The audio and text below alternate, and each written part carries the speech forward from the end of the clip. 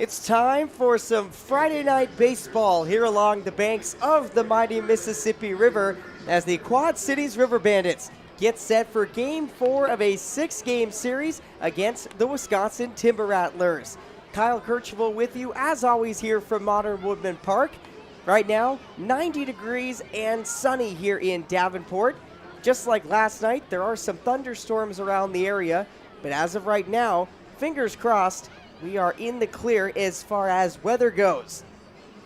Last night for Quad Cities, there was some rain, but a lot of that came from the bats of Quad Cities, who scored 12 runs in the bottom of the first inning in a game that they would go on to win 13-3. Quad Cities had 12 runs on 12 hits, all coming in the bottom of the first, an inning where the River Bandits had 3 home runs. One from Nick Lofton, one from Michael Massey, and one from Eric Cole. Asa Lacey got the start for Quad Cities. He didn't factor into the decision, but pitched 4 scoreless frames and allowed 1 hit and 4 walks while striking out 7. Tonight, the River Bandits will look to add to a 5-game winning streak, while the Timber Rattlers will look to put an end to a 3-game losing streak. David Hamilton, Hayden Cantrell, and Garrett Mitchell are the first 3 men to face Zach Haake, the 24-year-old right-hander out of Belleville, Illinois. First pitch is fouled off of the screen by Hamilton, and the first strike of the game comes at 6:31 local time. Haake works out of the wind, delivers the second pitch of the at-bat, and it's grounded to the right side. That's an easy play for Michael Massey, and the sure-handed second baseman completes the out at first for out number 1. So far, so good for Zach Haake. He has had kind of an up-and-down summer, but lately, his biggest issue has been the long ball. After not allowing a home run over his first 4 appearances, Haake has now given up 8 over his last 3. As the first pitch to Hayden Cantrell is a called strike.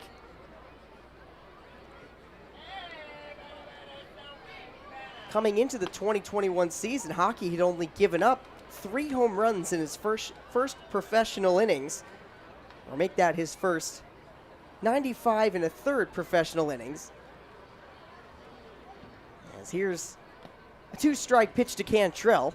It's low and in the dirt. 1 ball and 2 strikes.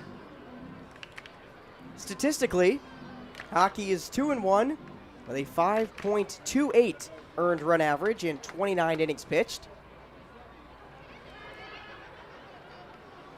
1-2 pitch to Cantrell. Swung on a miss. Got him with a fastball off the outside corner. And there's quickly 2 down here in the top of the first.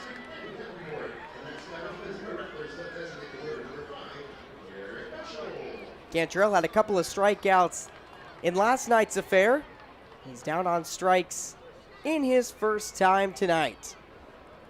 So that brings up Garrett Mitchell.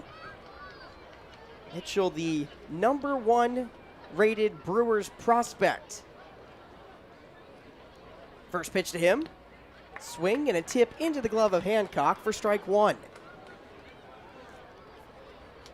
Mitchell on the year is batting a robust .341 in 41 at-bats. He's been dealing with some injury issues over the past week or so, but is back in the lineup. 0-1 outside with another fastball, 1-1.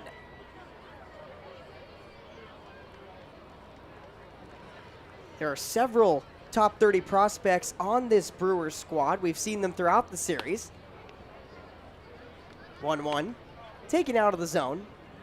And it's 2-1 to the California native. Mitchell is rated the number 52 overall prospect in all of baseball. As a 2-1 pitch goes outside, and it's 3-1. Of course, Asa Lacey and Nick Lofton, 2 of the top prospects in the Royals systems. There was a lot of hope that Lacey and Mitchell would square off yesterday, but Mitchell was out of the lineup during Lacey's start. The 3-1 pitch from Haake misses high. And the River Bandits surrender a walk with 2 outs in the top of the first. And Mitchell will trot over to the bag with what is his 16th base on balls this year. In addition to the home runs, Haake has been a little inconsistent with the walks as well. As the first pitch to Thomas Dillard is swung on and missed. Good breaking ball. Haake has 17 walks in 29 innings. He has yet to have an outing without a free pass. 0-1 outside. 1 ball and a strike.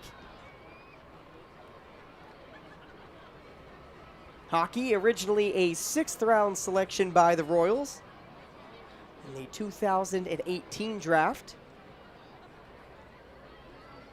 Out of the stretch, Haake picks over to first. And diving back safely is Garrett Mitchell.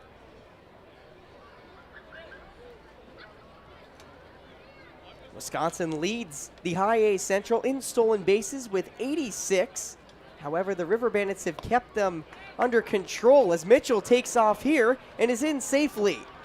Well, right on cue, Mitchell steals his 7th bag of the year and gets himself into scoring position. Dillard did swing and miss at the offering. So although a man on second, it's a 2-strike count for Dillard. Thomas is still second in the High A Central in RBI behind Vinny Pasquantino. 1-2 bounced into the glove of Pasquantino, or make that Logan Porter at first as he snags it and flips to Haake covering for out number 3. So a walk and a stolen base puts a Wisconsin man in scoring position, but no harm, no foul, as Haake induces a ground ball to end the top of the first. No score through half as we go to the bottom of the first here at Modern Woodman Park. You're listening to High A Central Baseball here on the River Bandits Baseball Network. Nothing doing for the Timber Rattlers in the top of the first. And now here in the bottom half, the River Bandits will get their first look at the 21-year-old right-hander Reese Olson. He will face the leadoff man, Nick Lofton, who awaits the first pitch. And Nick promptly swings at it and sends it to center field, but it's playable there for Rodriguez, who makes the catch about 5 or 6 feet in front of the warning track. So pretty good swing there from Lofton as he tried to replicate what he did in the first inning last night. If you didn't happen to tune in, well, Quad Cities scored 12 runs in the bottom of the first last night en route to a 13-3 win. The first pitch to Michael Massey is a called strike. It's a fastball, 0-1. Both Lofton and Massey had a home run in that first. Eric Cole also had one. 0-1. Outside, 1 ball and 1 strike. Olson this year is 3-3 with a 4.19 ERA. 1-1. Fouled off the screen. The count to 1-2. Olson stands at 6'1", 180 pounds. He's a native of Lula, Georgia. Was a 13th round selection by Milwaukee back in 2018. 1-2 to Massey. Grounded to the right side and under the glove of Cantrell. It gets into the grass for a base hit. And Quad Cities now has their first man on in the form of Michael Massey.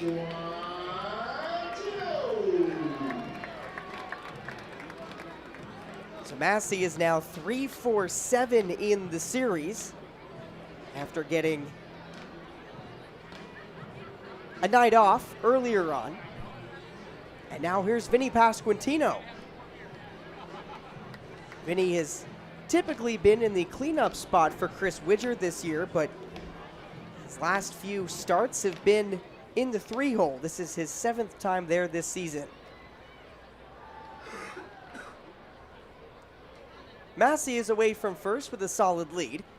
Now the first pitch from Olson is a fastball, a called strike on the upper inside quadrant, 0-1. Pasquantino is a .248 hitter. His June numbers, where he's been hitting well above 300, have raised the average. However, the slugging and on-base numbers are pretty consistent. Next pitch to Vinny, outside.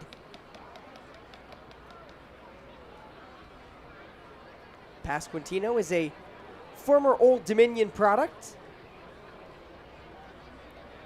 Spent last season in Burlington, where River Bandits manager Chris Widger was also, along with several other members of this team. Next pitch to Vinny, in the dirt, it's a ball. Count to 2-1.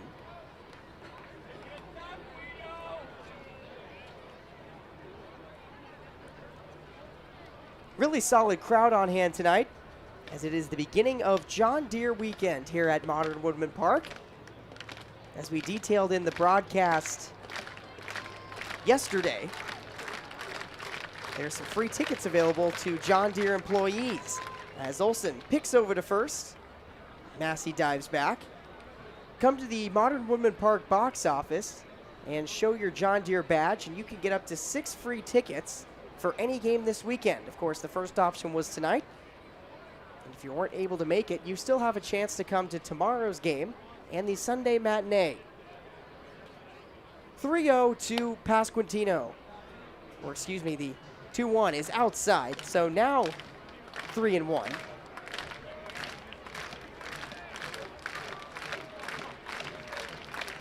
Pasquantino had a couple of hits in that 16-batter first inning for Quad Cities last night. A double and a single.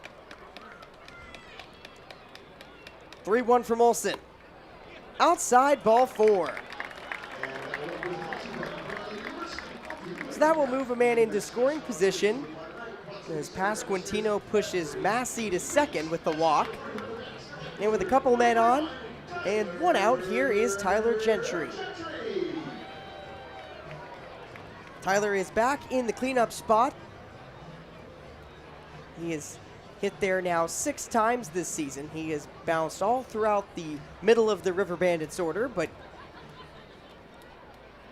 thanks to a really great series in Peoria where he had a couple of home runs, he's been moved up a little more consistently. First pitch from Olsen is a good breaking ball. It's a called strike on the outside half, 0-1. For Olsen, this is his second year in Wisconsin. He was with the Timber Rattlers in 2019, along with a lot of returning members on this roster, as Gentry lifts the ball into left field and it drops for a base hit.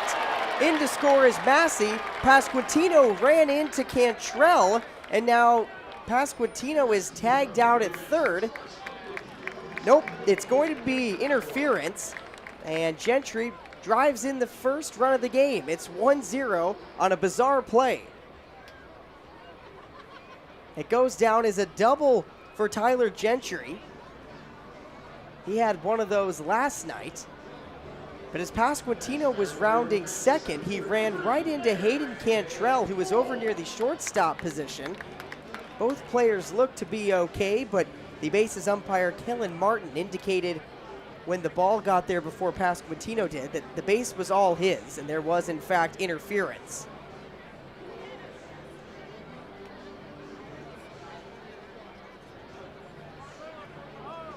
Well, Cantrell is obviously a professional athlete, but he's just 5'11", 175. It's never good to have 6'4", 230 Vinny Pasquantino run into you. Here's the first pitch to Eric Cole. It's a swing and a miss, a fastball a little bit high, but Cole was enticed, and it's 0-1.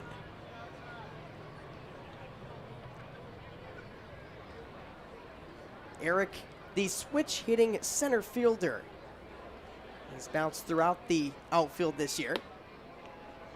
0-1, high and inside, 1-1. Cole has hit in every position in the River Bandits order this year, with the exception of cleanup.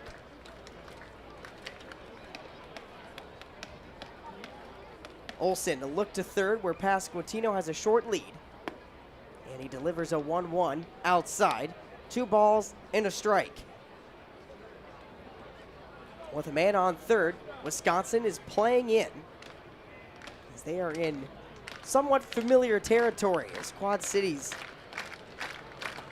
put up 12 runs against them in the first inning yesterday and even scored 1 back in the first inning of game 2.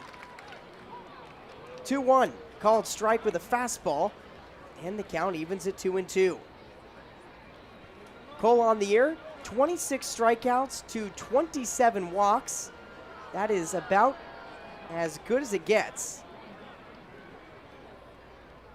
And as a result, Cole is tied with Spencer Steer for second in the league in walks, behind the aforementioned Cantrell. 2-2, a breaking ball inside. It gets away from Cale, but he keeps it in front, and now the count is full to Cole. Thanks to the 12 spot in the first inning yesterday, the most successful offensive inning this year for Quad Cities is the first. They've scored 40 runs in the opening frame this year. The 8th inning, their other big frame, 35 over the course of the season thus far.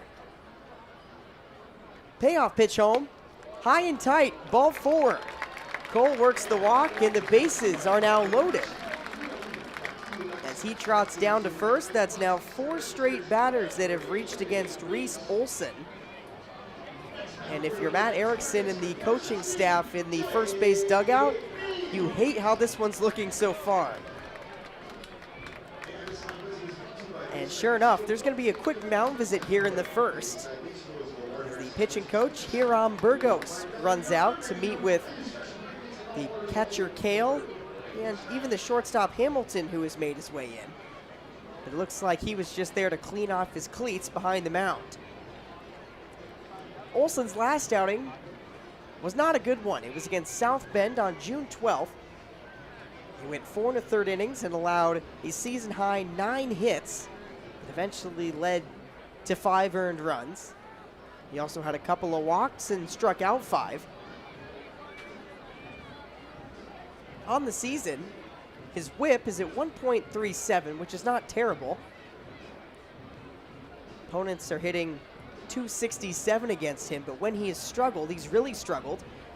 He has had a couple of scoreless outings this year, including a 6-inning shutout performance on June 1st against Peoria. The mound visit is over, and now the first pitch to Jake Means is a breaking ball low and outside.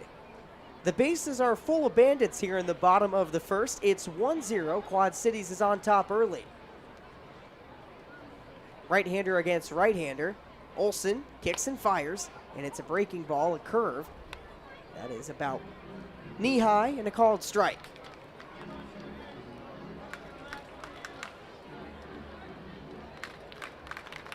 This is the 4th time in the lineup for one of the new arrivals for the River Bandits, Jake Means. 1-1. Hit high and deep to left field. Going back is Rodriguez. He's looking up, and it's off the wall. No, it's a home run. Kellen Martin, the bases umpire, signaling that that one went above the yellow line, and it's a grand slam for Jake Means. It's his 2nd home run in just 4 games with Quad Cities, and it's a grand one. It puts the River Bandits up 5-0. What is it about these first inning River Bandits? Last night, a 12-run bottom of the first with 3 home runs. Tonight, a 5-run bottom of the first so far with a grand slam. Here's the first pitch to Will Hancock.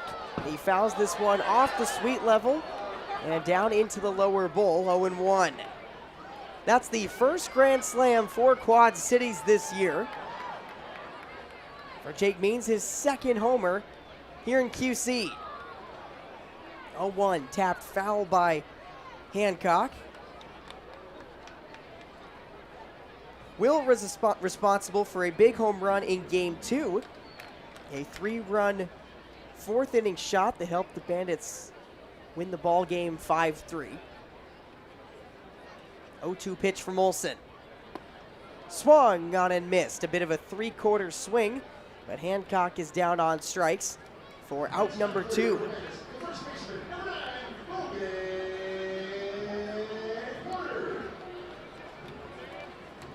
So that's the first strikeout of the game for Olsen, who on the year has 47 in 34 and a third innings pitched entering the contest, but strikeout pitch certainly has not been there early on in this one. Here's Logan Porter. He watches a pitch way outside for ball 1. Logan is a 25-year-old catcher, but he's playing first base tonight and giving Pasquantino a break from the field. 1-0, big swing and a miss from Porter, and it's 1-1. For Logan, this is his 25th game in the lineup for Quad Cities. 1-1, slider outside. 2 balls and a strike.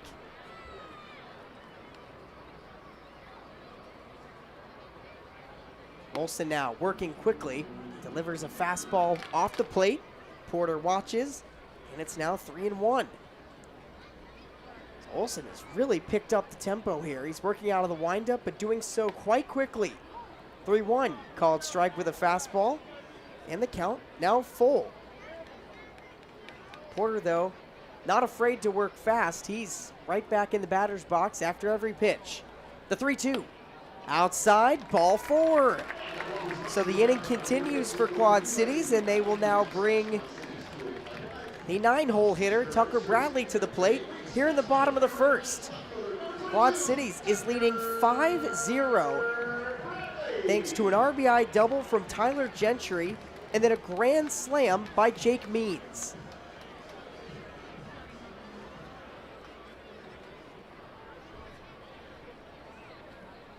Here's Bradley. Olsen out of the stretch, the first pitch. Popped up.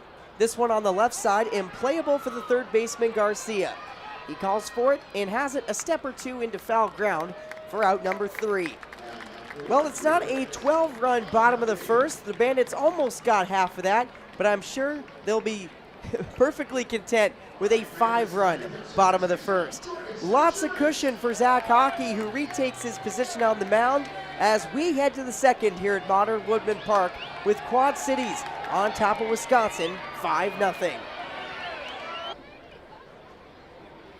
Welcome back to Modern Woodman Park as the Quad Cities River Bandits are out to a 5-0 lead against the Wisconsin Timber Rattlers, thanks to an RBI double from Tyler Gentry and the first Quad Cities Grand Slam of the year from Jake Means. As now Javon Ward is in a 1-1 count against Zach Haake. He's leading off with Garcia and Rodriguez to follow. Next pitch, fastball outside, and it's 2-1. Ward hit in the 3 spot for Matt Erickson last night and went hitless in 5 tries. 2-1 tapped into the equipment of Hancock behind the plate, and the home plate umpire Bobby Tassoni will take a moment to walk a pitch or make that walk a baseball out to the right-hander. Give Hancock a chance to gather himself. We asked Will during some post-game media availability the other night if he preferred to go by William or Will, and he said he was always William growing up because there were so many Wills, but Will is typically what he likes. Next pitch to Ward, sky deep to left. Bradley ranging into foul ground, makes the catch in the corner just in front of the gate for out number 1.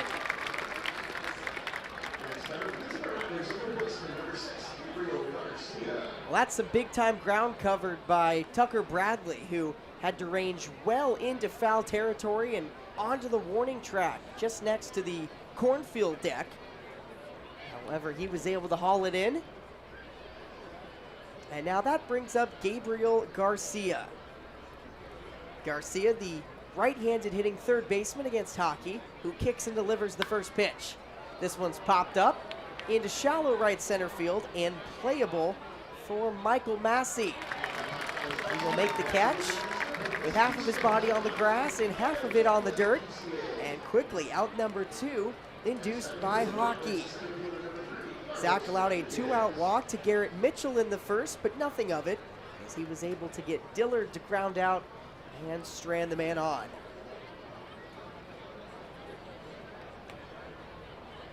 So here's Carlos Rodriguez, the first pitch to him, a fastball outside. Haake's been there a couple of times early on in these at-bats. Rodriguez was in the same spot in the lineup and the same position in the field yesterday. This time a fastball catches the outside edge, 1-1. In last night's contest, 1 for 4 with a double and a run scored. Out of the wind, Haake kicks and delivers, and it's another fastball on the outside edge. 1 ball and 2 strikes. Well, after 3 straight fastballs there, we'll see what Haake goes to in the 1-2. The delivery. It's a fastball, but it's lined right at Michael Massey, who reaches down to his left to make the catch for out number 3. Solid frame from Zach Haake as he faces the minimum in the second and keeps the River Bandits lead intact. 5-0, heading to the bottom of the second here on the River Bandits Baseball Network. Quad Cities is out to an early 5-0 lead against the Wisconsin Timber Rattlers, as the first pitch here in the bottom of the second is high and inside to Nick Lofton. Nick is leading off back-to-back innings for the Quad Cities offense, as the 1-0 is a called strike, gets a slider on the outside corner, 1-1. Nick was not part of the offense in the first tonight. He flew out to start the game, in fact on the first pitch. And he will watch a pitch high and outside this time, so 2-1. Lofton, however, in the 2 spot yesterday had 3 RBI, including a home run. 2-1, a fastball from Olsen. 2 balls and 2 strikes. Wisconsin pitching having a tough time with Quad Cities in the first, as that's been documented. 2-1, slider, line to the left side. Good pickup by Hamilton at short, and a good throw to first to retire Lofton for the first out. All you can do there if you're Nick is tip your cap to a man playing the same position you are. Nick will glance his way a couple of times, but is unable to make eye contact, so not sure if he was going to acknowledge him or not, but he's on the steps of the dugout, and Michael Massey is now at the dish, batting from the left side. First offering from Olsen goes inside, and Michael is able to bounce out of the way.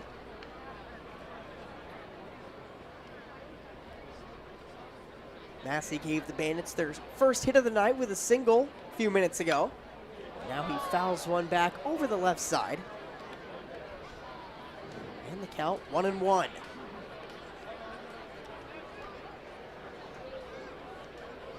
Michael played collegiately at Illinois with the Illini as he skies a ball to left. Heading into the corner is Ward. He reaches up and makes the catch in foul ground for out number 2. Similar location to where Bradley made his catch back in the top of the second. This time it's Ward retiring a Bandit. And that brings up Pasquantino. Well, if you remember, last night Quad Cities got 12 runs and 12 hits in the bottom of the first, but then did not have a hit again until the 7th inning. Sure, Chris Widger would like to see a little more consistency out of the offense tonight. As Pasquantino takes the first pitch on a good breaking ball, it nips the outside corner, 0-1. Vinny walked back in the first inning and then came around to score on the grand slam. As Pasquantino takes a pitch inside, 1-1.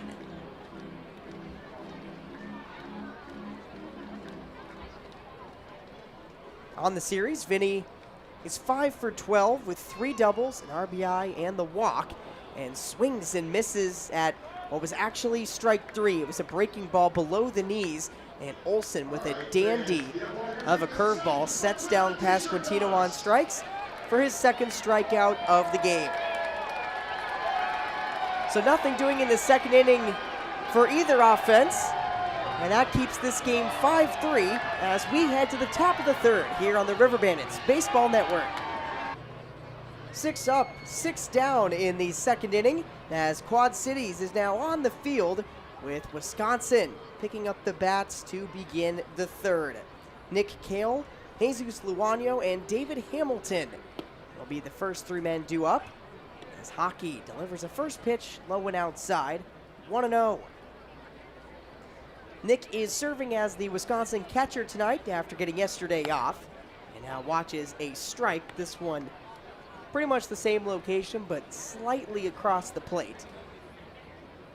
It's 1-1 to Kale. Haake working quickly, delivers the next pitch, but it's below the knees, 2-1. Zach features a fastball that gets up to 97 miles per hour.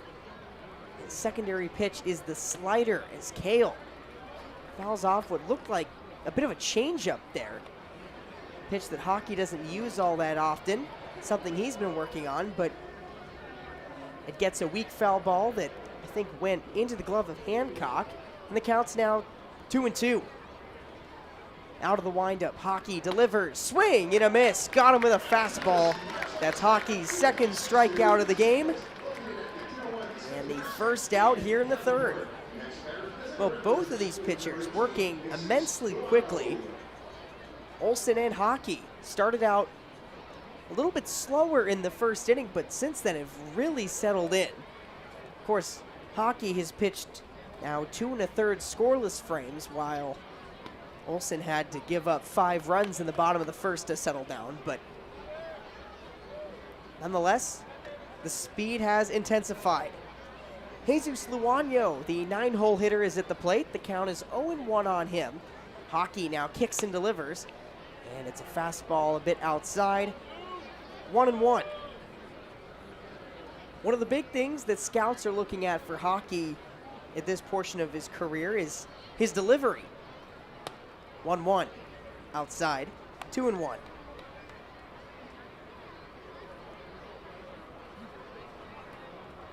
For Haake, he's got a lot of moving pieces when he pitches, and in order to throw more strikes, scouts want to see him calm down, and you can even tell just between this year and last, he has made some adjustments. He's a lot smoother, and that will help Haake maintain his energy and allow himself to go further into games.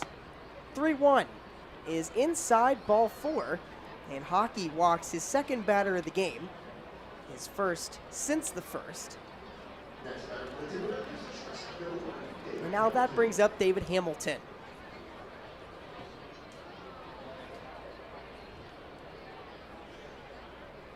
When it comes to Haake and his future projections, scouts see him as probably more of a bullpen arm eventually, allowing him to go to his fastball more often and really ramp up the velos there. The first pitch to Hamilton is ball, 1-0. Of course, guys that throw hard like Haake up in the upper 90s tire out eventually after throwing 60, 70, or 80 pitches in a starter's role as Hamilton skies a ball to right field, but playable. Gentry's there, and he barely has to move as he makes the catch for the second out here in the third.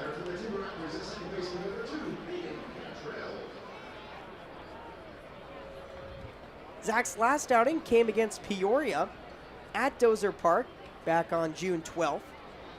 He allowed 4 earned runs in 5 innings, gave up 4 hits, 2 walks, and had 4 strikeouts.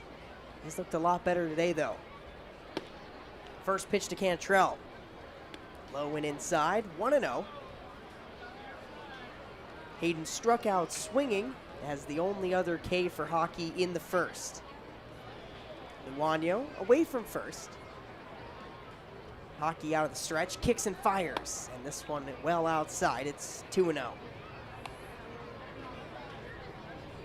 Luano on the base paths. Has stolen 4 bases in 5 tries this summer. River Bandits up 5-0 as we're in the bottom of the 3rd here in Game 4 of the 6-game series. Cantrell swings and misses, and another good pitch from Haake. He works himself back in the count a bit, and it's 2-1. But when you have a fastball in the upper 90s, you can afford to go to it a little more center cut when you're down in the count. And that's kind of what Haake did there. 2-1, another fastball. This one put in play, but skied into left. It's tailing towards Bradley, who makes the catch for out number 3. So again, another walk issued by Haake, but nothing comes of it as he gets a strikeout and a couple of fly balls to end the threat in the 3rd and keep Wisconsin off the scoreboard. Quad Cities up 5-0 as we head to the bottom of the 3rd here on the River Bandits Baseball Network. Zach Haake has given the River Bandits 3 scoreless frames on the hill and is keeping his team in front with their 5-run lead as we enter the bottom of the 3rd here at Modern Woodman Park. Kyle Kercheval with you for Game 4 of this 6-game series. Thanks so much for tuning in. Tyler Gentry is going to lead off the bottom of the 3rd with a good swing, but it ends up being a fly ball that's playable for Luano. And he makes the catch jogging to his right for the quick first pitch, first out. Well, just as was the case in yesterday's game, both teams with aggressive approaches at the plate. Very few deep counts despite a couple of walks here and there. And now here's Eric Cole. Eric had one of those walks back in the 1st, and as a switch hitter, bats from the left-handed batter's box against the righty Reese Olson. The first pitch to him is high, 1-0. Cole's walk came on a 3-2 pitch as he continues to show off his discipline. 1-0 inside, and it's 2-0.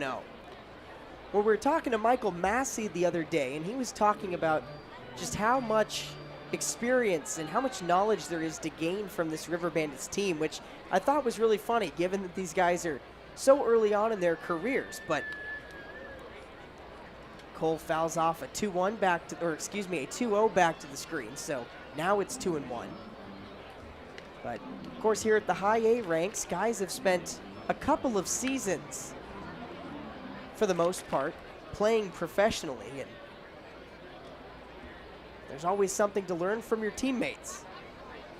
2-1, outside, 3-1. Well, the reason why this at-bat made me think of that is that Massey had mentioned Cole being someone that he can learn from all the time. He's always got something to learn from this guy. 3-1. Called strike, just gets the outside corner, and it's another full count to Cole. Of course, the numbers speak for themselves. If you want to know anything about working good counts and putting together good at-bats, this is definitely someone worth talking to, especially given that he's a switch hitter. That makes it even more impressive. 3-2, popped up. This one heading towards foul ground behind the plate. Nick Kale sheds the mask, but watches it bounce into the 5th or 6th row behind home. And the crowd on their feet for a youngster who is able to pick up the foul ball. He's now showing it off to his family next to him. Really good crowd on hand here for the first night of John Deere weekend here at the ballpark. It's also, of course, a Fireworks Friday, so lots to be excited about. Here comes another full count pitch to Cole. It's a breaking ball, popped into left. Ward charging in, and he'll make the catch.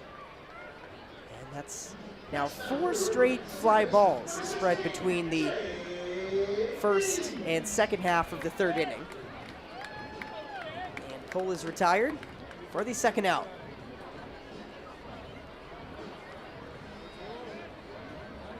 Weather-wise, like I said, we've been in the upper 80s, low 90s. In fact, I think we touched 94 yesterday here in Davenport. So there's been plenty of sunshine to work with, even if you can't see it. First pitch to Means is inside, 1-0. Jake had the big blast back in the 5-run first inning for Quad Cities, their first grand slam of the year. 1-0 laced into left. It's going to get down for another base hit. Well, Jake Means continues to swing a hot bat here in the Quad Cities. He is one of the most recent additions to the club after being called up from Low A Columbia. And he's pretty much been the everyday third baseman, with the exception of yesterday, where he served as the DH and Jimmy Govern manned the Keystone. But now he's on first with 2 outs, and Will Hancock will look to extend the inning for the River Bandits. First pitch, fastball, outside, 1-0. Olsen, the starter for Wisconsin, drafted out of high school, turned down an offer to play collegiately at Georgia Tech. As the next pitch to Hancock is a called strike, 1-1. We learned a couple of days ago that his teammates and the coaching staff like to call him Herbie. So I'm sure we'll use that a few times up here in the press box. 1-1, high at the letters, and it's 2-1. Herbie Hancock just has a nice ring to it.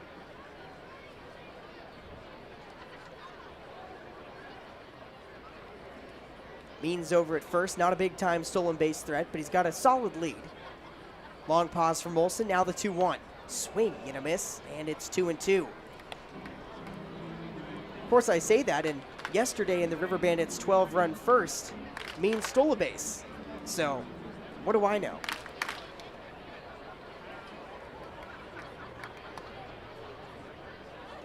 Two-two pitch up coming to Hancock, the 4th man to hit in the inning for Quad Cities. And he takes a late swing at a breaking ball and pokes it down the staircase over in the first base dugout. I mean, I am not sure how Hancock was able to get a piece of that. Truly swung at the last minute and was somehow able to not only make contact, but send it to the right side. Pulled it somehow. Another 2-2.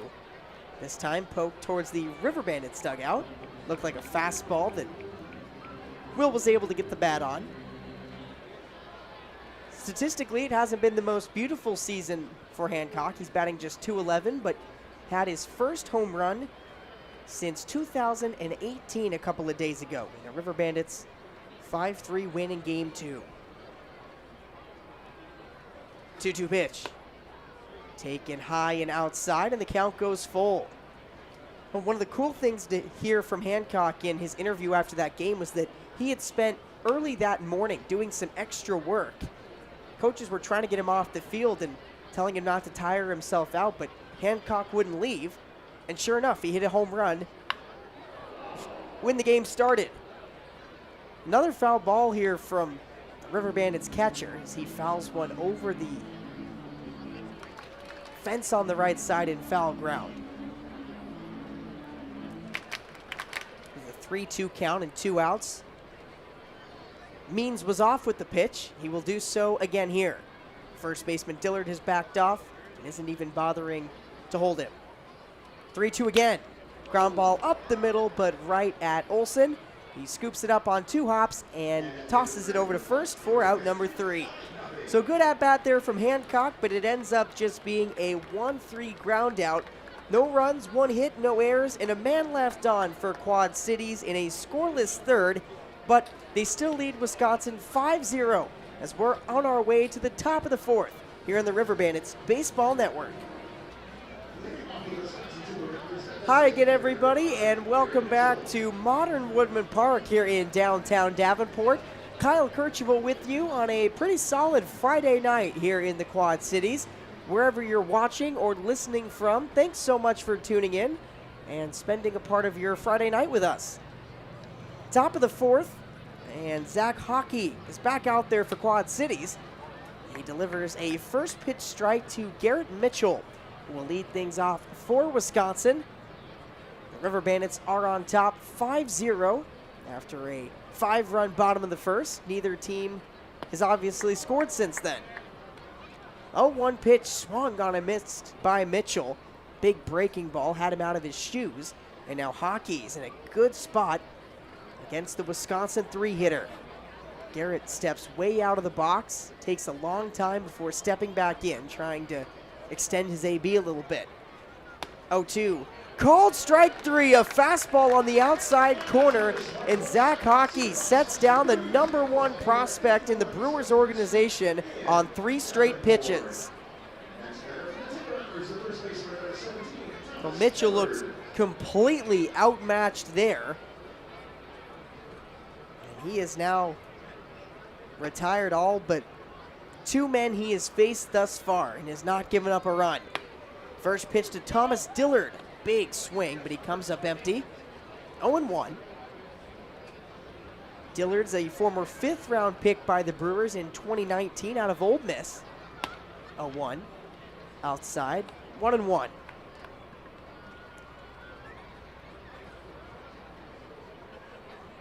Dillard hit .310 with 14 home runs and 61 driven in 68 games during his final season in Mississippi.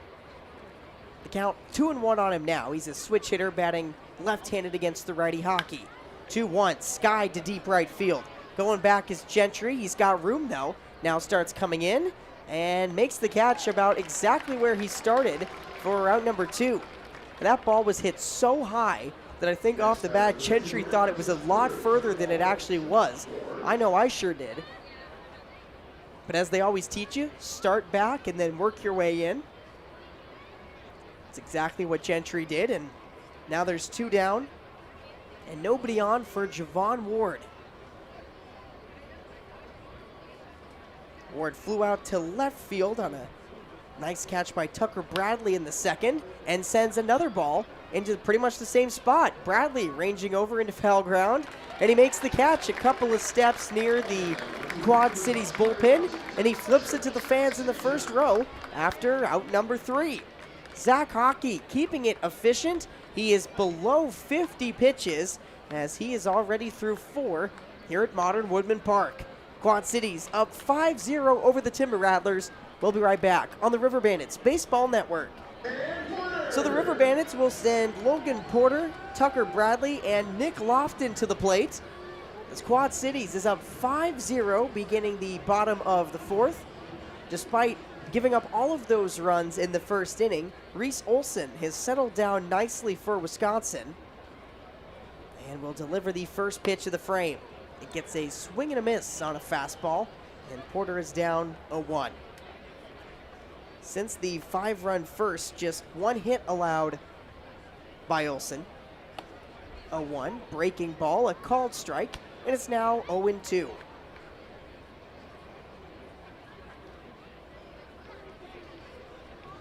Right-hander against right-hander.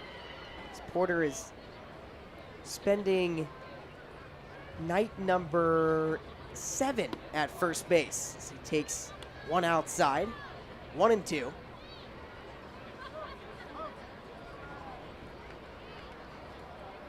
Logan coming off of an amazing season in 2019 in the Appalachian League, but not an amazing swing there as he's well in front of a slider and is retired on strikes for the quick first out here in the 4th. For Olson, that is just his 3rd strikeout of the game. Of course, he's only through 3 1/3 innings pitched, but given his strikeout numbers this year that have him currently at 12.3 strikeouts per 9, he's a bit behind his usual pace. First pitch to Tucker Bradley is a called strike, 0-1. Tucker, one of 4 left-handed bats in the order for Chris Widger tonight. And now Bradley just barely able to get out of the way of a fastball that sailed inside. And it's now 1-1 after a pitch that almost hit him. 1-1, good response there from Olson. He went with a breaking ball low and outside. That's exactly where you want to go after a fastball in, and he's got the count to 1-2. Bradley looking to battle. Grounds one to the right side. Easy play for the second baseman, Cantrell. He swipes it off the dirt and makes a short throw over to first. And Bradley is retired for the second out. Zach Haake set down Wisconsin 1-2-3 in the fourth, and now, well, really I should say in the top of the fourth, and now Olsen well on his way to doing so here in the bottom of the fourth. The leadoff man, Nick Lofton, will look to put an end to that and takes a first pitch outside, maybe a bit low. And it's 1-0. Nick is hitless tonight, 0 for 2 with a fly ball and a ground ball. 1-0, good breaking ball. Catches the inside corner. Lofton watches it go by. 1-1. Sun's starting to peek out a little bit more here at Modern Woodman Park as Lofton takes a pitch way outside, 2-1. First, second, and third base, the three infield positions that are not bathed in sunlight. The shortstop, Hamilton, still standing right on the fringe of it.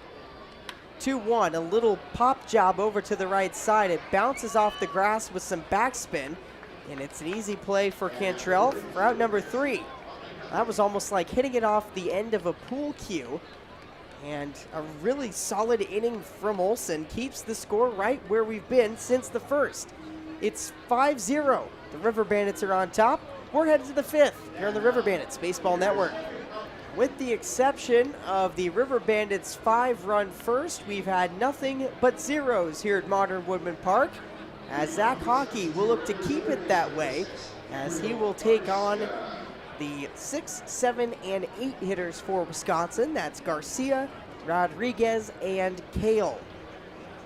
Garcia, the third baseman, popped out to Massey in the second, his first time up. Now calls time before stepping into the box. Haake's ready. The first pitch. Misses high and outside. 1-0. Both pitchers have really settled in nicely. Haake has kept the pitch count below 50 until this one here, as it goes inside to Garcia, 2-0. Haake has maxed out at 76 pitches in an outing this year. That was back on June 1st against Beloit. 2-0. Fouled off the screen behind home. That one just above the handle of Garcia's bat. He'll step back in after inspecting it a little bit. And now he's ready to go. Haake, the 2-1. Outside, 3-1. Well, Zach played collegiately for 2 different schools. First for Arkansas State in 2016.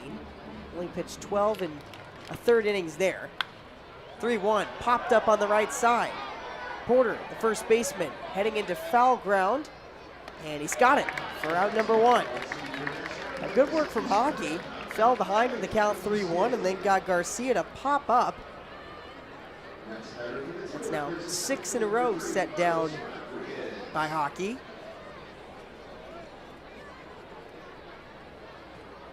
After his short stint in the Sun Belt Conference, Zach went over to the SEC and pitched for Kentucky in 2018.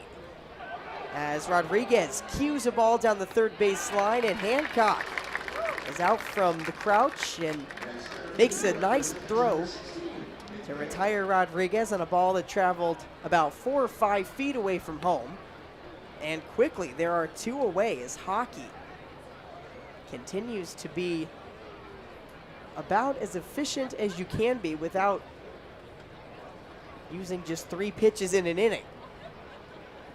Let's see if Kale tries to work a bit of a longer at-bat here. Kale is the number 20 prospect in the Brewers organization. And we'll take a first pitch high, 1-0.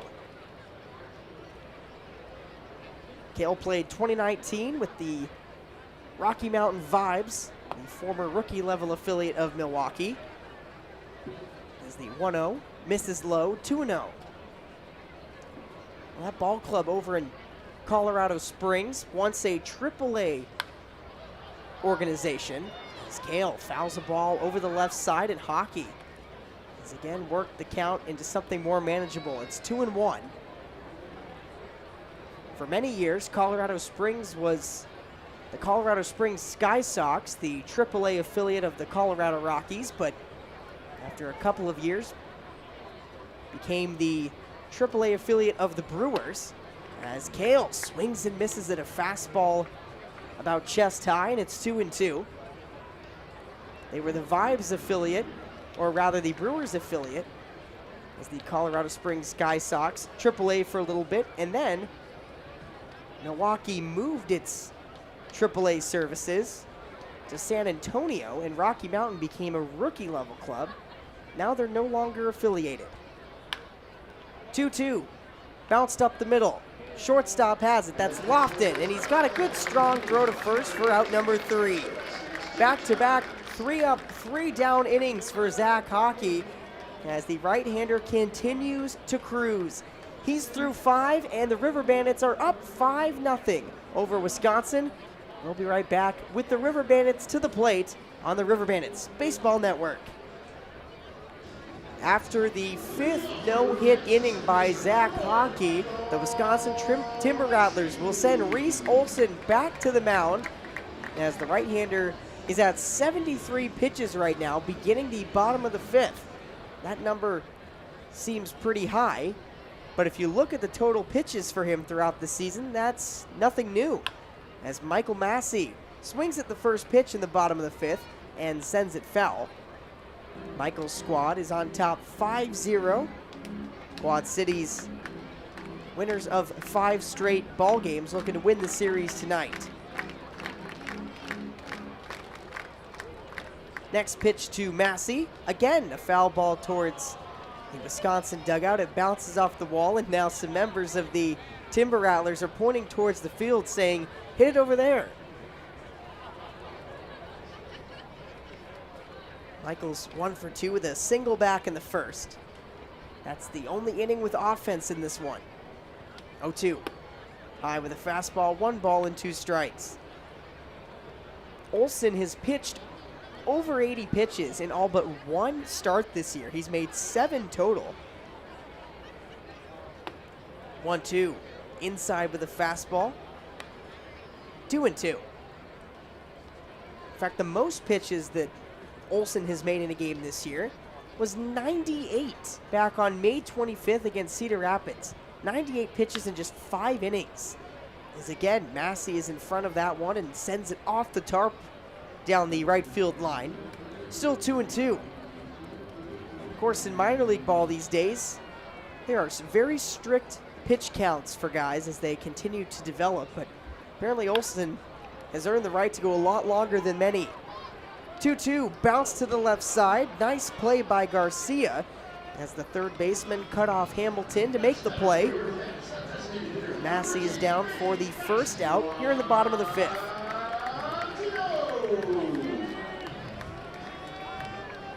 So here's Vinny, the River Bandits DH tonight.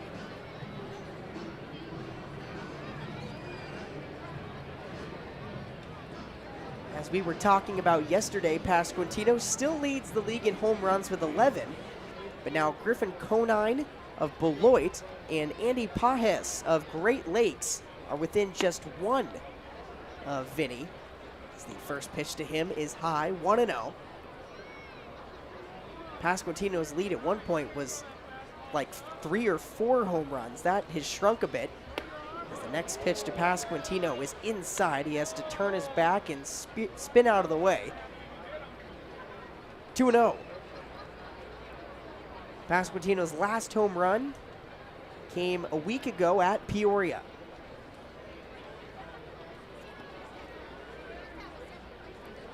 Wisconsin is back to their Pasquantino shift. 3 infielders to the right of second, with only the shortstop Hamilton to the left. 2-0. Popped foul down the left side. Gets just over the sweet level and bounces off the roof of the stadium. So 2-1. Pasquantino, an 11th round pick by the Royals in 2019. 2-1, swing and a miss. Good breaking ball from Olson, and he works the count back to 2-2. Pasquantino's 31 RBI not only paces Quad Cities, but also the High A Central. 2-2, breaking ball that doesn't quite break in enough. It remains outside, and Pasquantino has another good at-bat going. It's 3-2. He'll look to find a way on with one out in the bottom of the fifth. Payoff pitch. Ball 4. That one a fastball off the plate outside and also low. Vinny works his 17th walk of the season. That is the third most on the River Bandits club. He's behind Cole and Gentry, who are at 27 and 23 respectively. So that's the second walk of the game now for Pasquantino. He's 0 for 1 with those free passes and a strikeout. And now here's Gentry, who got the scoring started in the first with an RBI double. First pitch is low and inside to him, 1-0. Of course, his offensive production in this one overshadowed by that of Jake Means, who hit the first grand slam of the season for Quad Cities, a ball that barely got out in left center.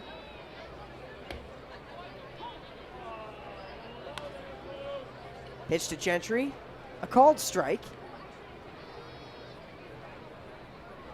And now Tyler will adjust his batting gloves before getting back in.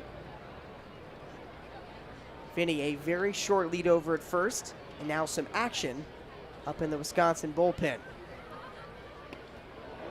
1-1, swing and a miss, good breaking ball. As Gentry chased low and outside. That was a pitch that Olson was not locating in the first inning, when the River Bandits scored 5 runs against him. His look much better now.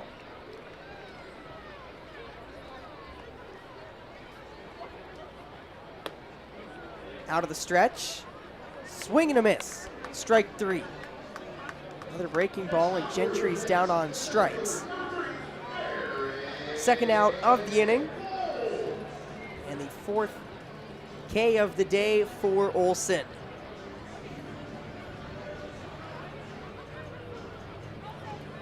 So it'll take a little extra of something to score Pasquantino from first. And it'll be up to Eric Cole to extend the inning. He's 0 for 1 with a walk. First pitch. Looked like a changeup. Low and outside, 1-0.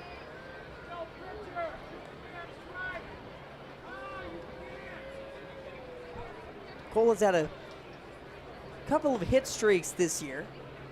His most recent was just a 3-game hitting streak that ended on the 17th, or make that the 16th. So just a couple of days ago.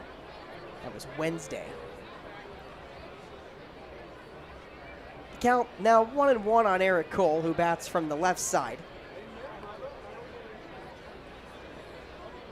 His home run yesterday, his 6th of the year.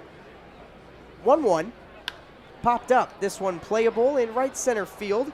Cantrell, the second baseman, pointing to it in the sky, and Rodriguez is the one who catches it on the way down. And that'll do it for Quad Cities in the 5th. No offense since the bottom of the first. The score remains 5-0 as we're heading to the top of the 6th. Zach Haake is out there looking to begin his 6th inning of work, as he will face Luano, Hamilton, and Cantrell to start the 6th and hope to keep the River Bandits lead at its current 5-0 tally. The 0-1 pitch to Luano gets a swing and a miss and a great breaking ball. And Haake has been super effective here in his 7th start of the year, his 8th appearance. He did make one out of the bullpen. 0-2, high and outside, 1-2. I think what's been most impressive about Zach is how quickly he's been working. Now he has not looked to lose any pep in his step. 1-2, bounced up the middle. Massey, the second baseman, has it. Tough throw to first, and he got him for the out. Great play by Michael Massey, whose defensive prowess has been attached to his name his whole career. Wanya, who is a speedy base runner, made it close, but an out nonetheless. Haake has not allowed a hit in this one. He is now 5 1/3 innings of scoreless, no-hit ball. First pitch to Hamilton is a called strike, 0-1. David had 3 strikeouts in an 0-for-4 performance last night. He did have a walk, but did not come around to score. The count 1-1 on him here. Left-handed hitter. Batting .261 on the year. 1-1 lined into left. Bradley has space and he makes the catch jogging into the left. And there's out number 2. Well, there is a man going in the bullpen for Quad Cities. It is a lefty. I think it's Dante Biasi. Taking a look at the pitch count for Haake, he's at just 66. But I don't know if he's going beyond this inning. First pitch to Cantrell. Outside, 1-0. He's a Louisiana native. 1-0. Called strike. 1-1. Was a 5th round pick by the Brewers in the 2020 draft, the same round as Will Klein, the River Bandits reliever. 1-1. High and outside, 2-1.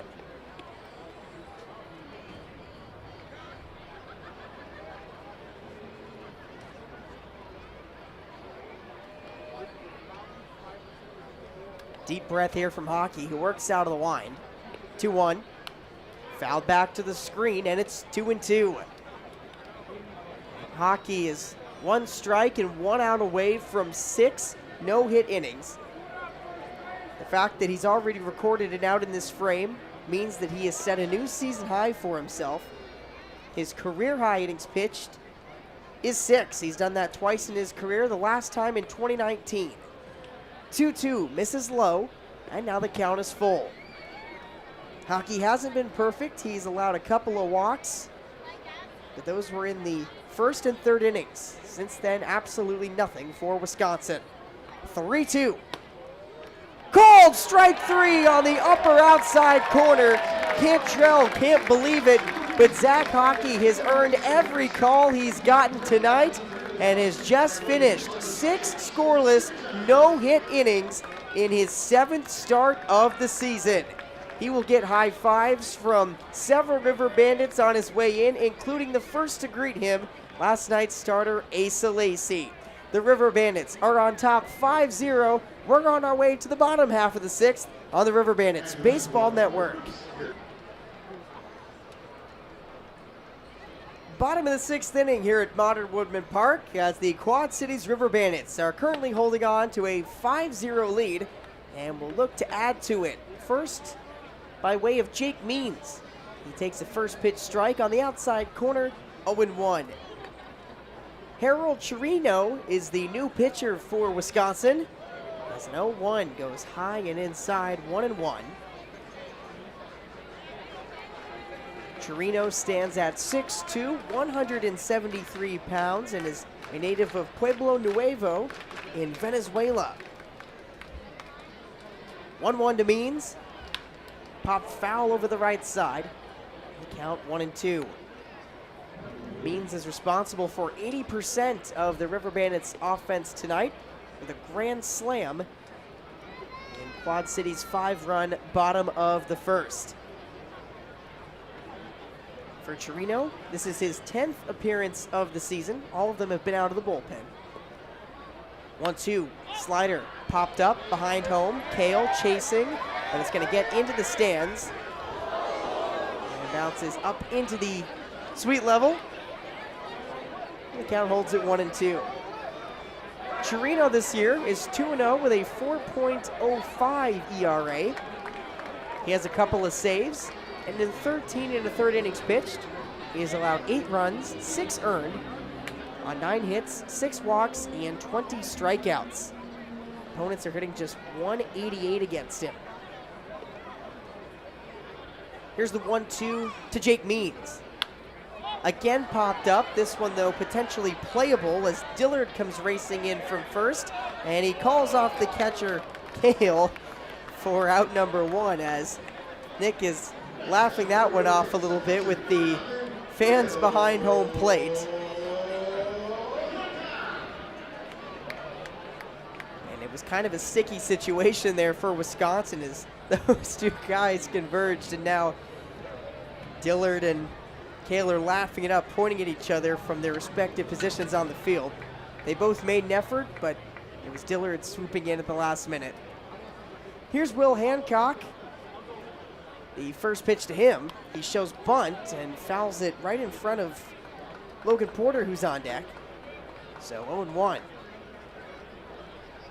Chirino's last outing came against South Bend at Four Winds Field on June 11th. He pitched 2 scoreless frames, gave up just 1 walk, had a couple of Ks. Here's the 0-1 from the right-hander. Fastball high and outside, and it's 1-1.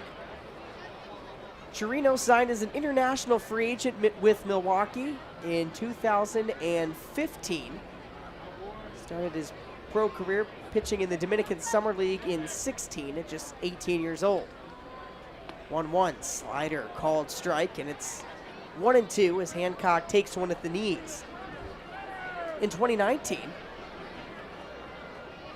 Chirino pitched in the Arizona League with AZL Brewers Blue and in the Pioneer League with Rocky Mountain. 1-2, slider just outside, didn't slide enough. 2-2.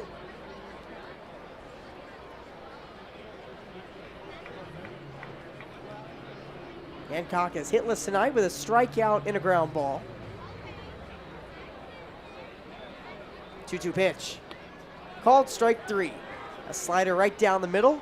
Hancock knew it. He'll head back to the dugout after taking out number 2 with it.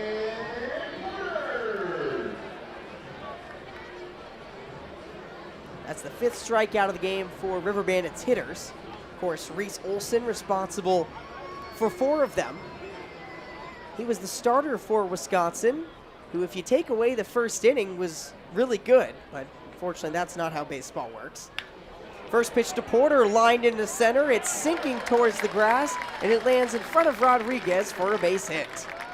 Good swing there from Logan Porter, who sent a fastball that was kind of on the outside lower portion of the plate.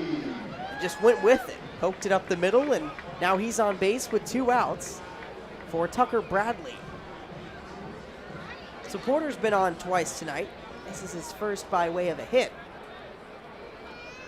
Tucker will look to reach for his first time. Left-handed batter against the righty Chirino, and it's just outside with a first pitch fastball.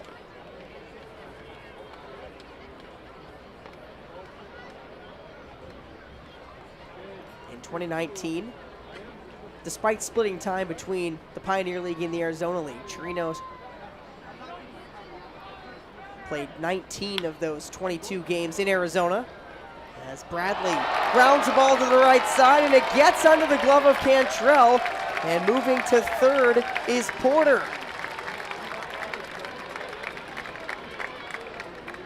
Well, I'm not sure what happened on that one. That looked like a textbook ground ball, and somehow it snuck under the glove of the Wisconsin second baseman.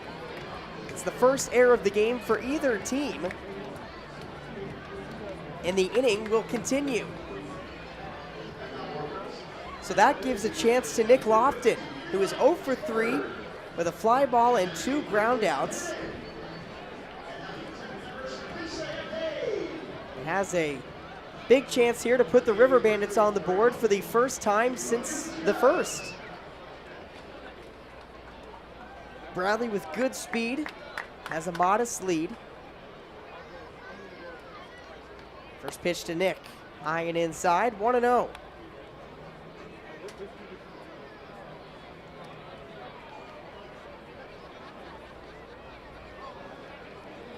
Lofton on the season is batting .240.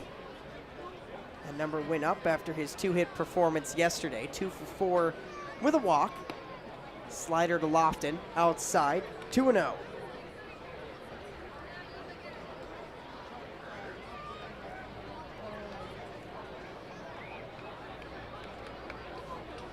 Runners on the corners for Quad Cities with 2 outs in the bottom of the 6th. They're on top 5-0. As Chirino works out of the stretch and delivers a 2-0. It's a fastball on the outside corner. A called strike, 2-1. With a win today, Quad Cities would secure its 5th series win of the season. They lost their first series of the year to Dayton back in the final week of May and then split with Peoria.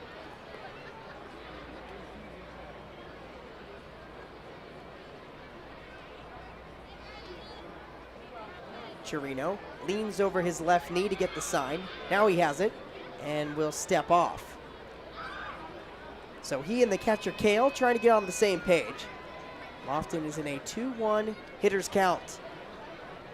The only sun remaining on the playing surface is actually on the top of the center field wall, going around from right center to the right side of the berm. 2-1, called strike. Fastball, now 2-2. Great crowd on hand tonight. We don't have the official numbers yet, but this is easily the most fans I've seen out on the berm so far this summer. Of course, things get way more comfortable out there when the sun starts to set like it's doing now. We're just past 8 o'clock local standard time. 2-2 to Lofton. Slashed foul over towards the party pavilion, where a gaggle of children are racing after it. It bounces right in front of the bounce house, ironically enough.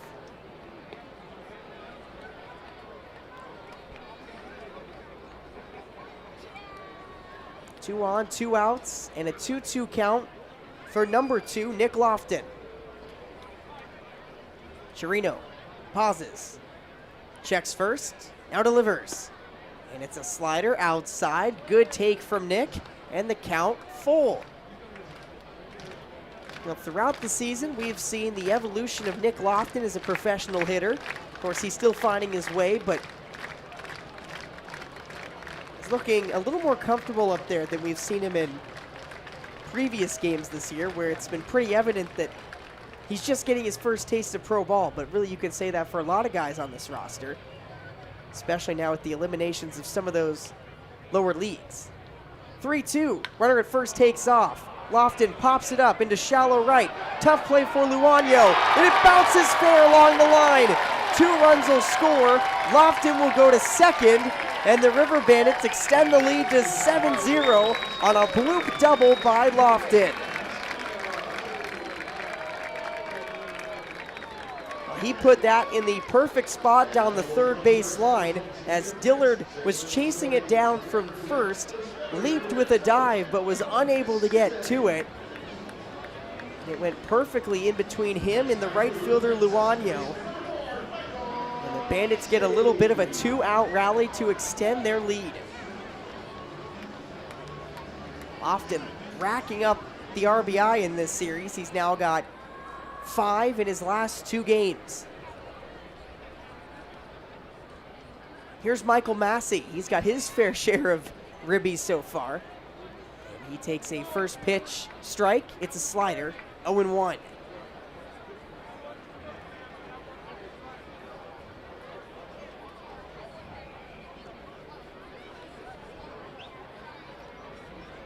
No one's holding on Lofton at second, as Massey grounds a ball through the hole on the right side. Lofton gets the green light home, and there's no throw from right. It's an RBI single for Massey, making it a 3-run inning for Quad Cities. It's now 8-0. Back-to-back 2-out hits from Quad Cities. Now the offense is coming alive against Harold Chirino here in the 6th. They took that starter Olsen out. Now Wisconsin is struggling with the bullpen.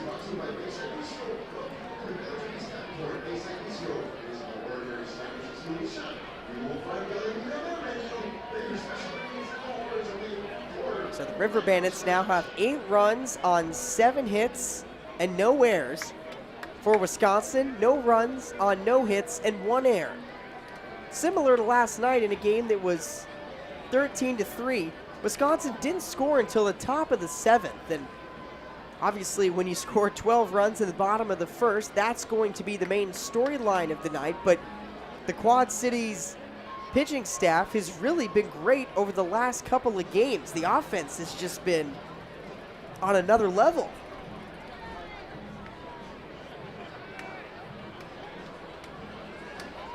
Now 21 runs for Quad Cities over its last 15 innings.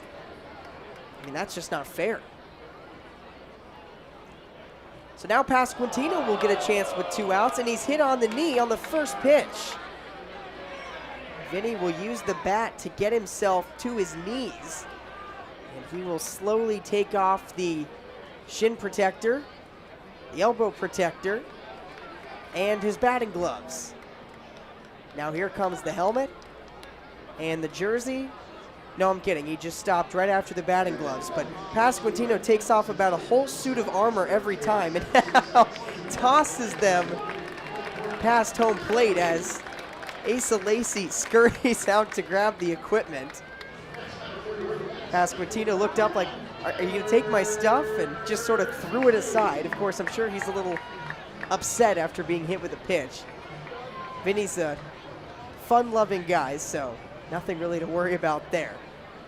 But he's on first. Massey is now on second. And Tyler Gentry, the 8th man to hit in the inning, is at the plate. Right-hander against right-hander. The first pitch in the dirt. Outside, 1-0.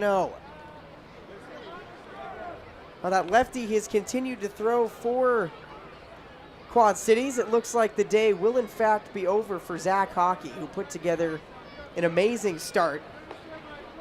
And it is in fact Dante Biasi that's in the bullpen. 1-0 grounded to the left side. The shortstop has it. That's Hamilton. He goes the short way to second for out number 3.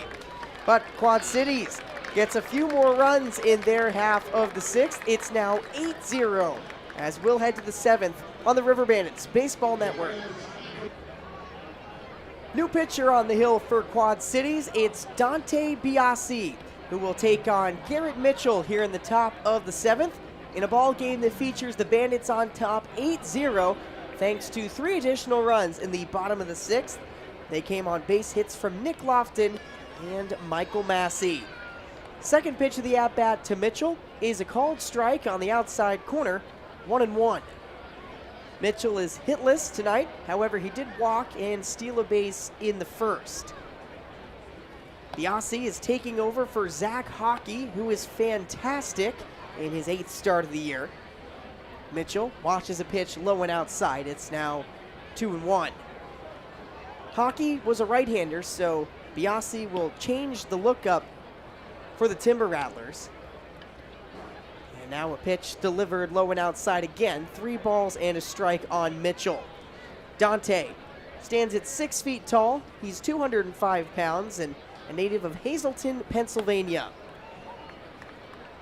3-1. A called strike on the outside corner, and it's now 3-2.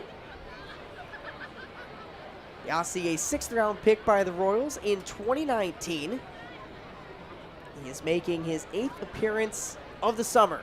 3-2 to Mitchell. Just outside with the fastball, and Mitchell works his 2nd walk of the game.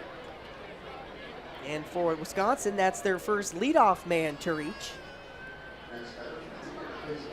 But the number, of course, that everyone's paying attention to, the fact that Wisconsin is still without a hit in this one. Quad Cities has 7 hits en route to their 8 runs.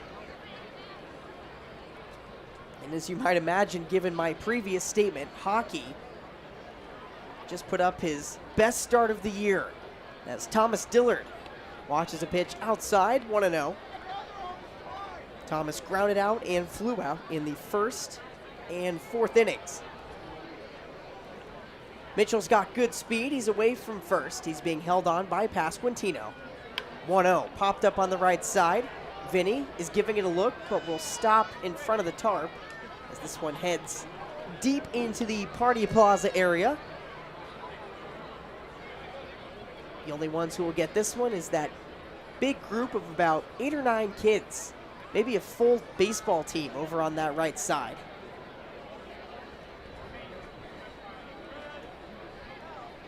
Count 1-1 on Thomas Dillard as Biasi works out of the stretch and now delivers. And the 1-1 goes high. It's 2-1.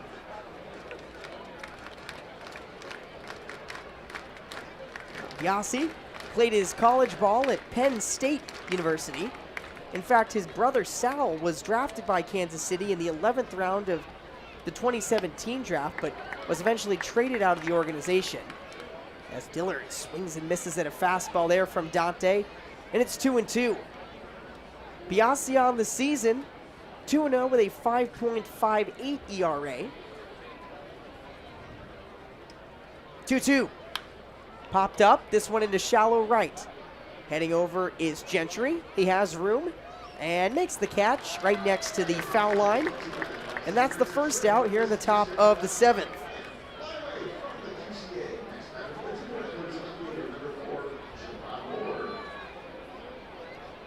So that'll bring up Ward, who, speaking of fly balls, has done so twice tonight, both to Tucker Bradley in foul ground in left. Ward's numbers have been amazing this year, but he has, for the most part, struggled here at Modern Woodman Park.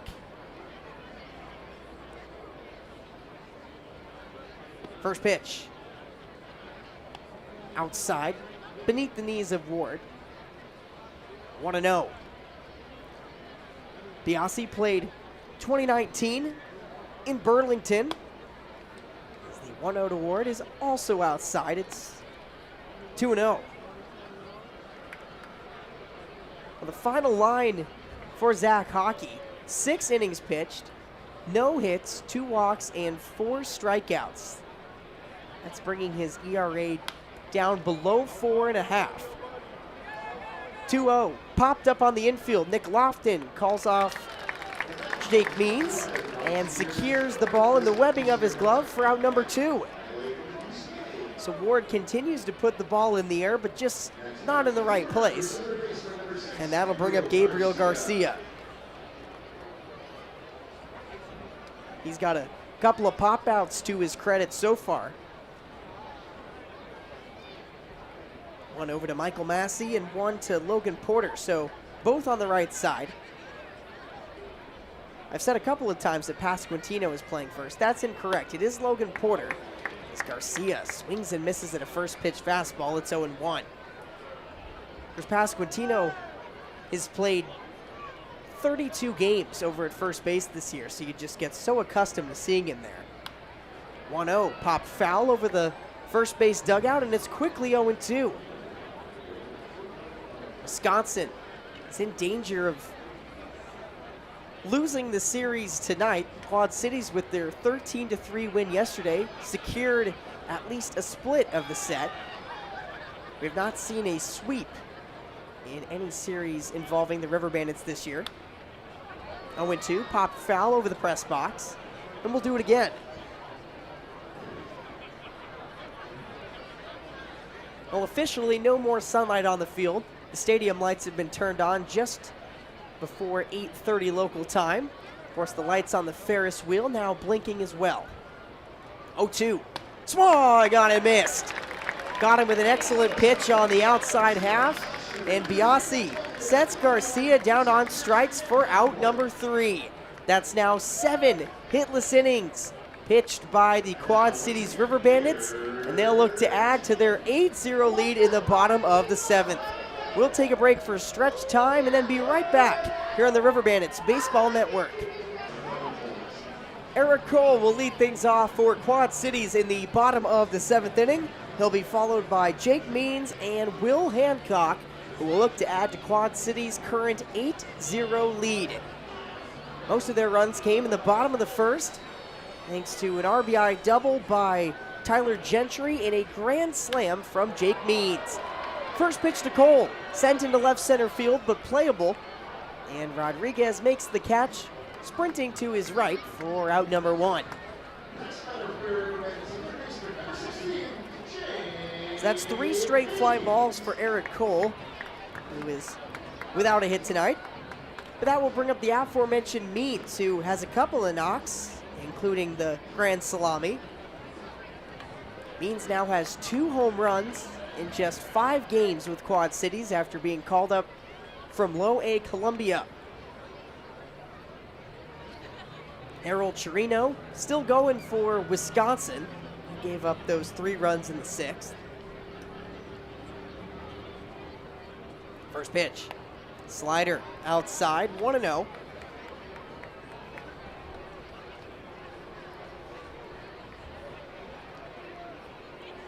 Timber Rattlers are putting on the same style of shift that they've used for Pasquantino this year.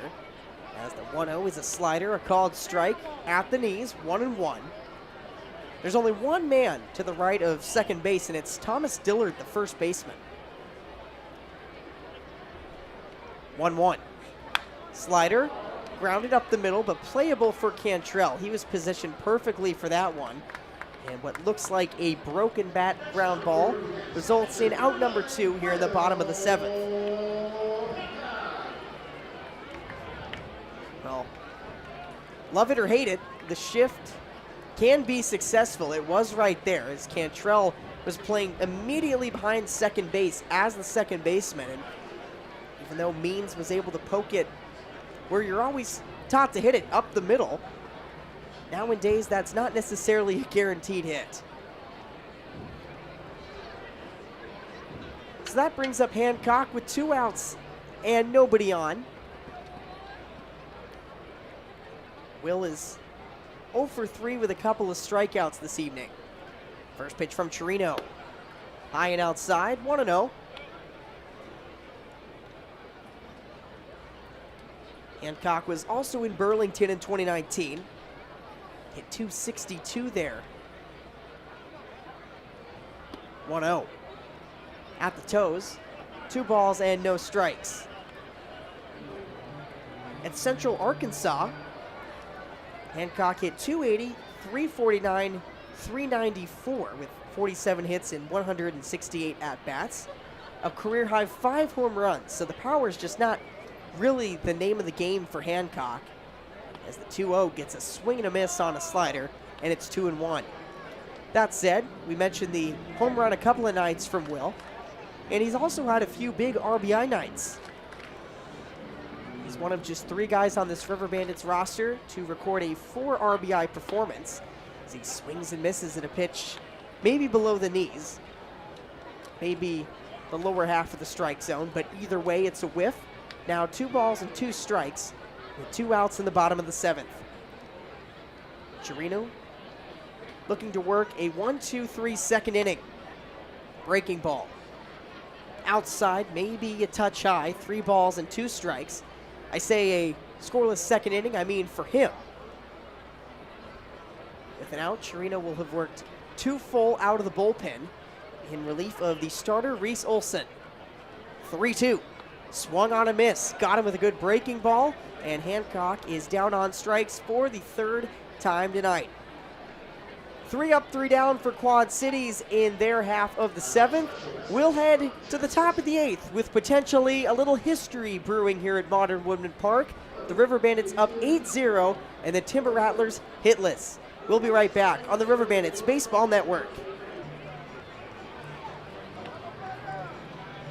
Welcome back to Modern Woodman Park in downtown Davenport. Kyle Kirchhoff with you from the John O'Donnell press box as Quad Cities leads Wisconsin 8-0 in the top of the 8th as the Timber Rattlers come to the plate without a hit tonight.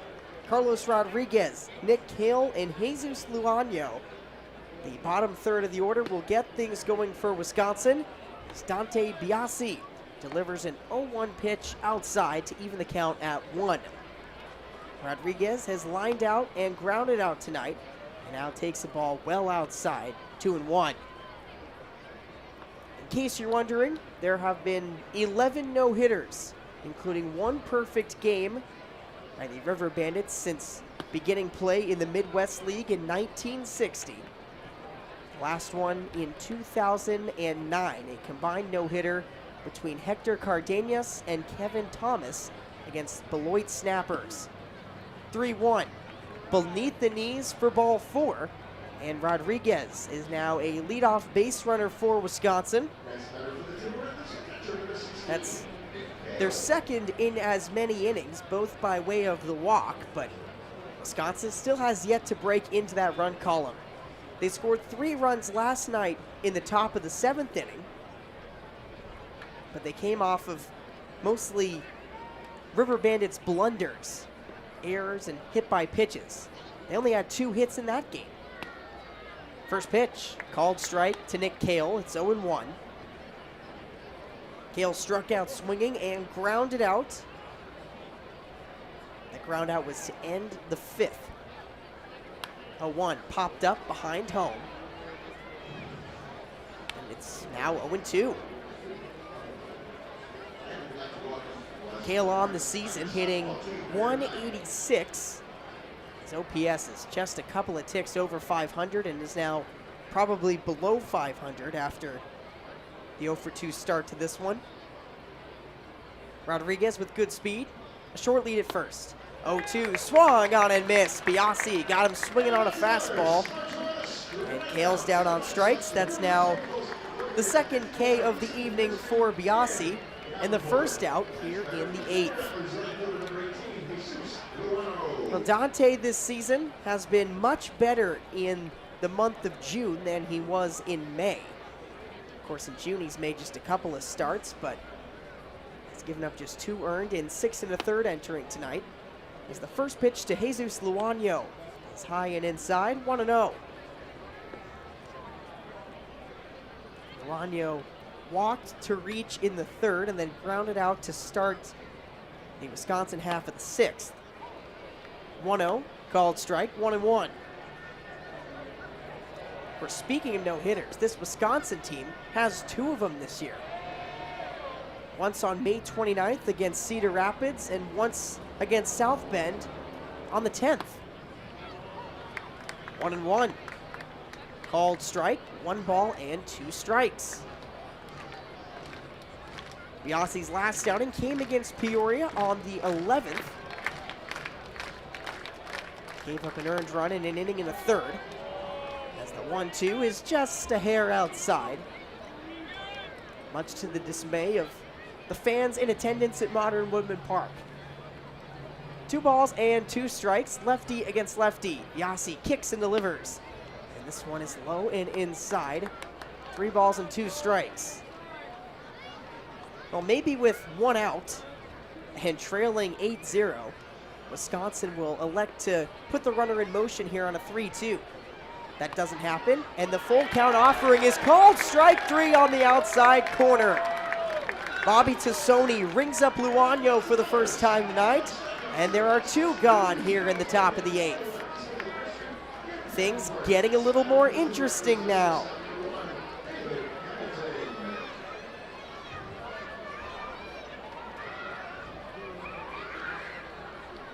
Here's David Hamilton. David hitless tonight, along with the rest of the Timber Rattlers lineup. First pitch to him is low and outside, 1-0. Hamilton grounded out in the 1st and then flew out in the 3rd and 6th. 1-0. Also outside, it's 2-0. Rodriguez, a stolen base threat on a team that steals the most in the league, but he's not threatening here.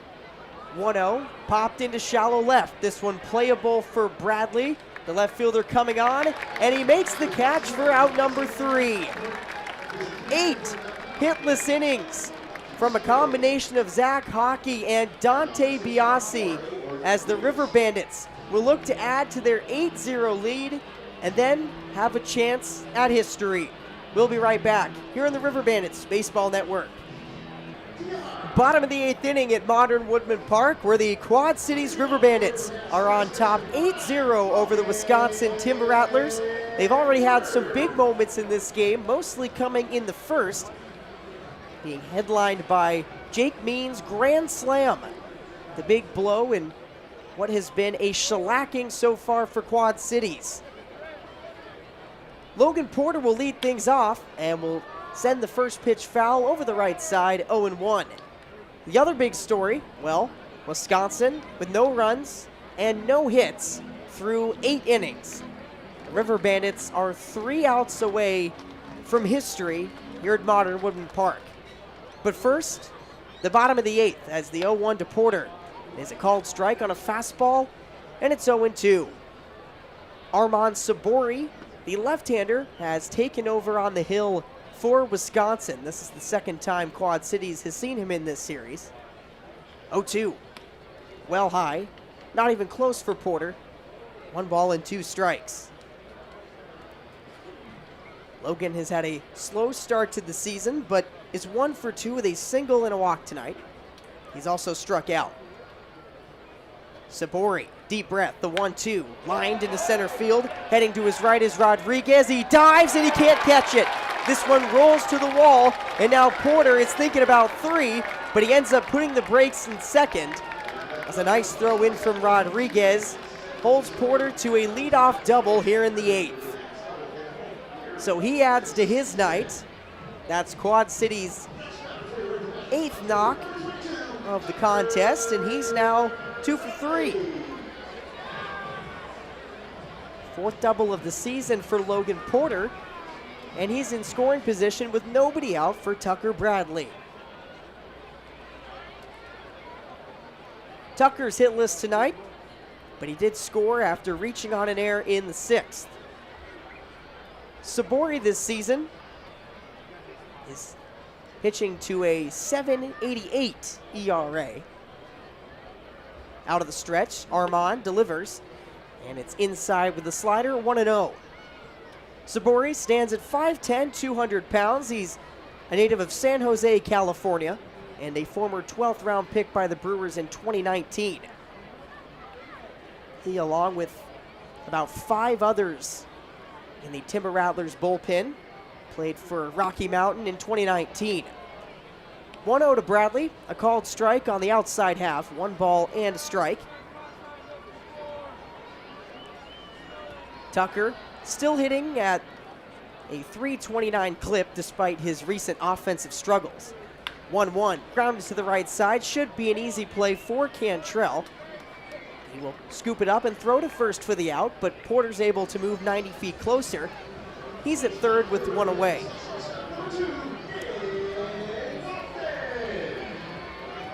So that brings up Nick Lofton. Lofton 1 for 4 with a 2-run double back in the 6th. That was part of a 3-run rally in that frame, the first time the River Bandits had scored since the opening frame. First pitch to Lofton, bounce to the left side, but it'll get the job done. It's an RBI ground out, as in to score is Porter, and it's now 9-0. So good work from Lofton. He picks up his 3rd RBI of the day. It's not the prettiest in the world, but it works. And that brings up Massey with 2 outs and nobody on. Now Quad Cities, if you do the math, has 22 runs over its last 2 games. First pitch to Michael. A called strike on the inside corner, 0-1. Well, I mentioned a good crowd on hand tonight. 4,101 through the gates, the first night of John Deere weekend. 0-1, outside to Massey, 1 ball and 1 strike. Sabori lives and dies by that slider, especially against left-handers. It's a really great option, but if it's not on, he's not on. 1-1, fastball, high and tight, 2-1. As I mentioned, Sabori pitched earlier in this series. He did so in Game 1. Gave up 3 earned runs in a third of an inning. That was back in the River Bandits' 5-run 8th, where they completed the 5-3 comeback win in the first game of the set. 2-1 to Massey, a called strike, and it evens at 2. Michael's got a 2-hit showing so far. Also picked up an RBI in the 6th.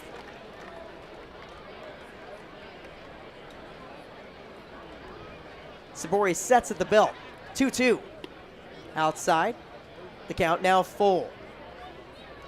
Well, I'd imagine that the majority of that 4,000 plus through the gates likely still here, not only due to the fireworks after the game, but the fact that Wisconsin is without a hit through 8 innings. 3-2. Called strike 3. It's a fastball on the outside corner. Massey's down on strikes, and that ends the bottom of the 8th for Quad Cities. But now with a 9-0 lead, the attention turns to the hill as Dante Biasi will pick up the baseball and pitch the top of the 9th with a chance for history. Wisconsin hitless through 8 innings, and Quad Cities on top 9-0. We'll be right back on the River Bandits Baseball Network.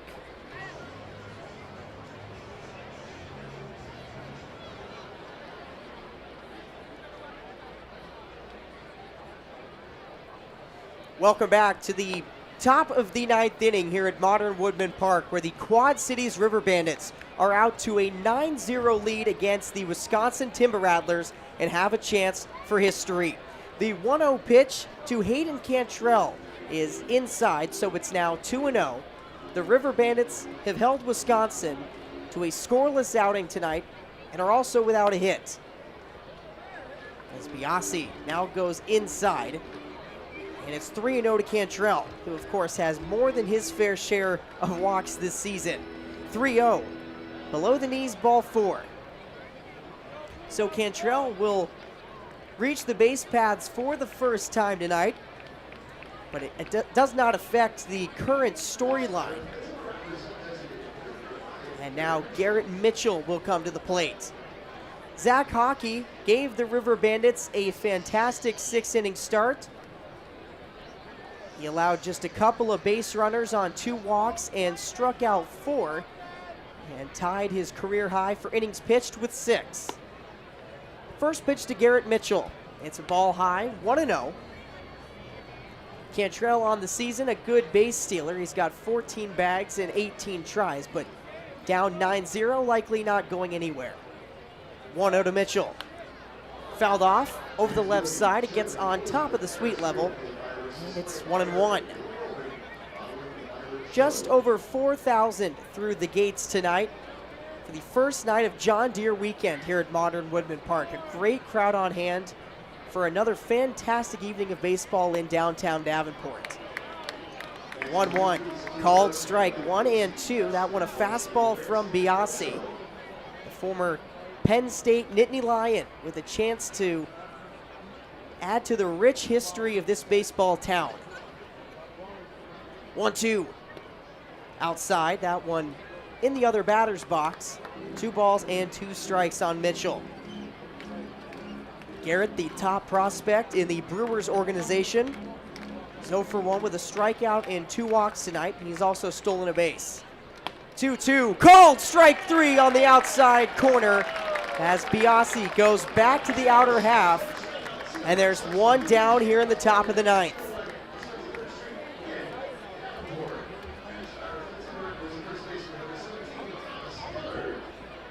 So here's Thomas Dillard. Thomas is the 4 hitter in the order for Wisconsin, the cleanup man.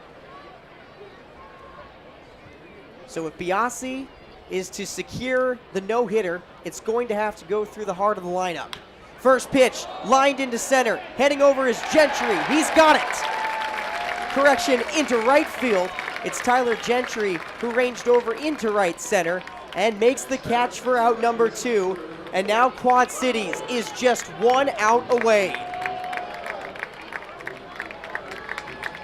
Well, this is why you come to the ballpark, folks. You never know what you're going to see. The fans are on their feet at Modern Woodman Park. They know what's at stake. And now here's Javon Ward. Ward with a couple of flyouts and a pop out tonight. First pitch from Biasi. It's outside, 1-0. Quad Cities entered tonight with a chance to win the series. They've won 5 straight games. But right now, all that feels a little insignificant. The River Bandits are just 1 out away from the 12th no-hitter in Quad Cities River Bandits history. 1-0. Outside to Ward, 2 balls and no strikes.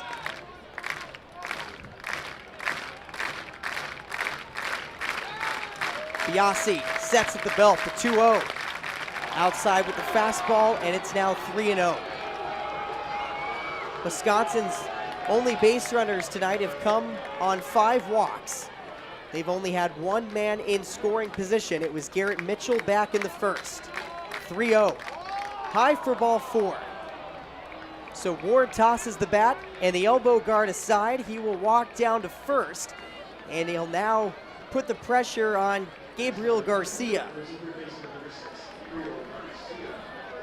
Smart move here by Will Hancock, the catcher, to go out to the mound and give Biasi a pat on the back, perhaps settle him down in what has to be one of the biggest moments in this young man's entire career. Men on first and second, 2 outs here in the top of the 9th. The River Bandits are 1 out away from a no-hitter. Here's Garcia. First pitch. High and outside. A wild fastball, and it's 1-0.